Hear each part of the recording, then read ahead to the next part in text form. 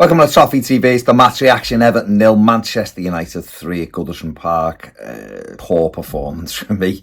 Some people will be pleased with it. That's up to them. I thought it, to be honest, I thought it was a game of two halves in terms of performance wise. I thought they were okay. They were decent in the first half. I thought they were awful in the second half. Obviously, there was a lot of focus beforehand on the protests.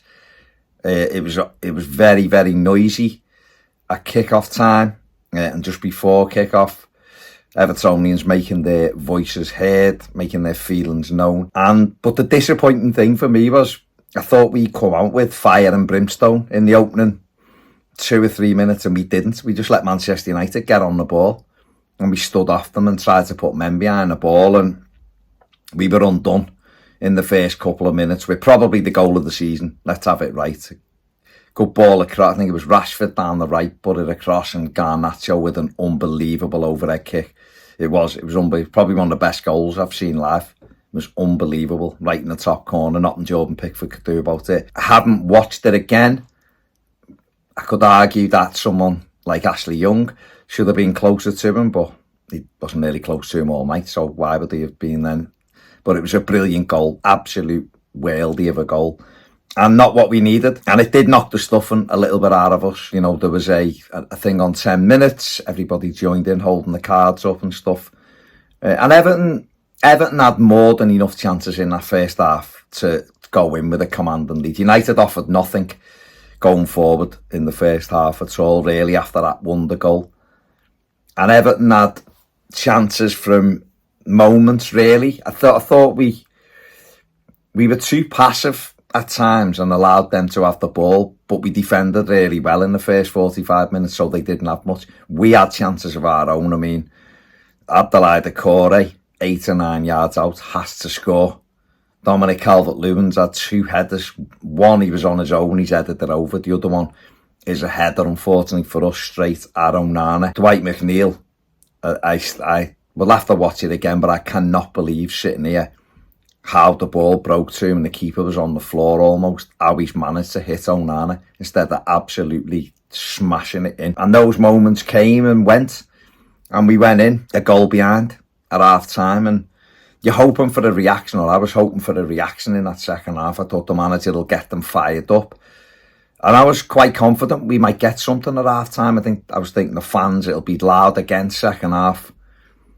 And we come out second half and Ashley Young had been booked. I mean, I have to talk about the referee in the first half. He was utterly atrocious. If the Premier League were trying to get away from the corruption shouts, then having this referee perform the way he did was not the way to do it. It just seemed to reiterate what Evertonians were moaning and fuming about. His performance was atrocious.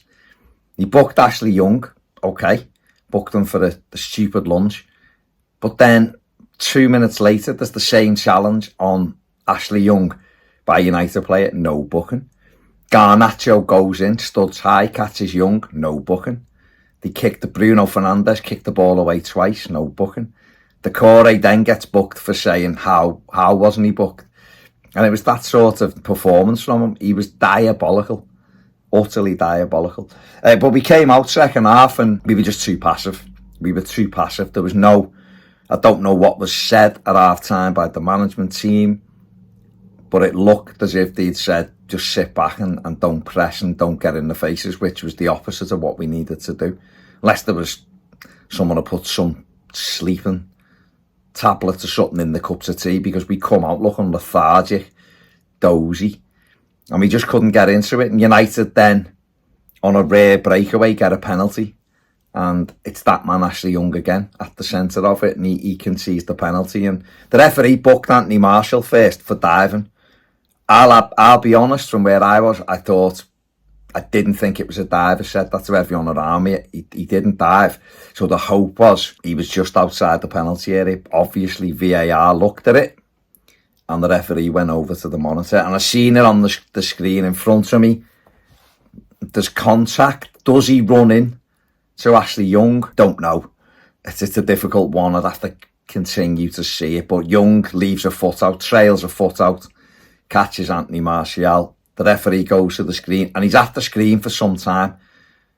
And you know when they go, I mean, Sean Dykes did say this the other week, I think it was after the derby, when they go to the screen, it's a penalty. There's no point going on, expecting any other outcome. They're not strong enough as referees to say, no, I'm sticking with my on-field thing. Of course they don't, the bottle jobs, and they just get told what to do. So why go to the screen?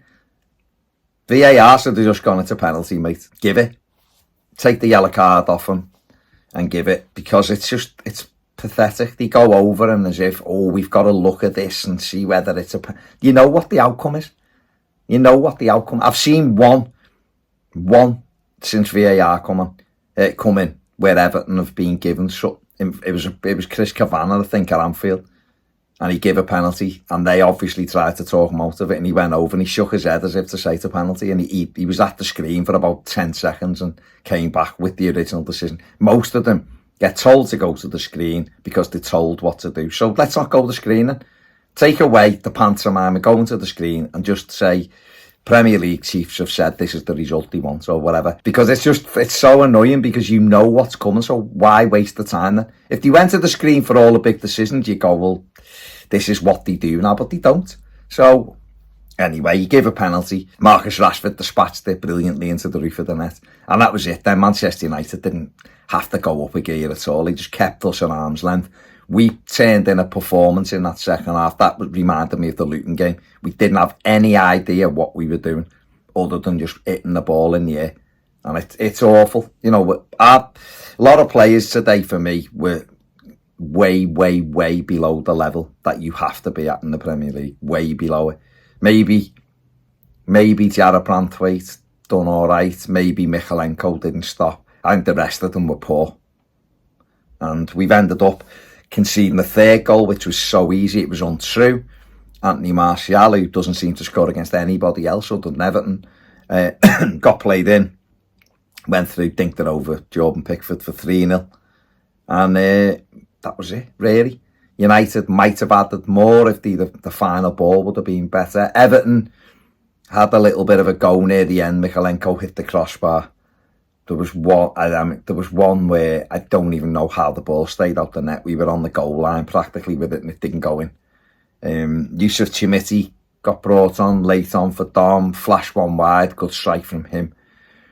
And that was it really. It was a second half performance I found unacceptable from the levels that Everton have been playing at. And we were well beaten in the end by United. And they don't beat many teams 3-0, and I doubt they will have an easier away performance than what they had in that second 45 today.